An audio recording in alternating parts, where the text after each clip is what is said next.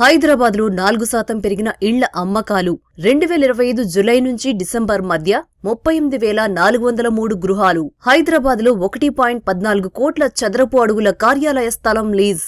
Greater Hyderabad సిటీలో ఇళ్ల కొనుగోలుదారుల ప్రాధాన్యాలు క్రమంగా మారుతున్నాయని నైట్ ఫ్రాంక్ నివేదిక పేర్కొంది.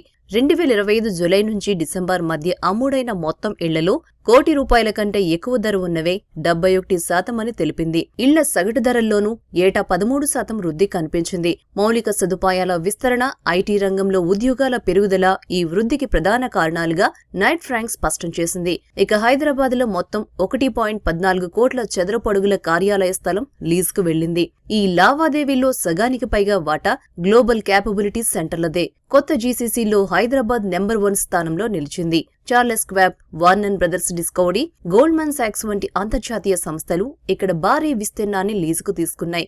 కార్యాలయాల అద్దె ధరల్లోనూ సగటున 10% వృద్ధి నమోదైంది. ఇక దేశంలోని 8 ప్రధాన నగరాలైన హైదరాబాద్, అహ్మదాబాద్, బెంగళూరు, చెన్నై, కోల్కతా, ముంబై, ఎన్సీఆర్, పూణేలలో కలిపి మొత్తం 3.5 లక్షల ఇళ్లు అమ్ముడయ్యాయి. 2024తో పోలిస్తే ఇది 1% తక్కువ. ఆఫీస్ స్థలం లీజింగ్ 20% వృద్ధితో 8.64 కోట్ల చదరపు అడుగులకు చేరింది.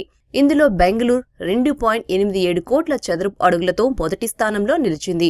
భారత ఆర్థిక వ్యవస్థ స్థిరంగా వృద్ధి చెందుతుండటం, జీడీపీ వృద్ధి అంచనాలను 7.3%కి పెంచడం, ద్రవ్యోల్బణం అదుపులో ఉండటం రియల్ ఎస్టేట్ రంగానికి కలిసొస్తోందని నైట్ ఫ్రాంక్ ఇండియా పేర్కొంది.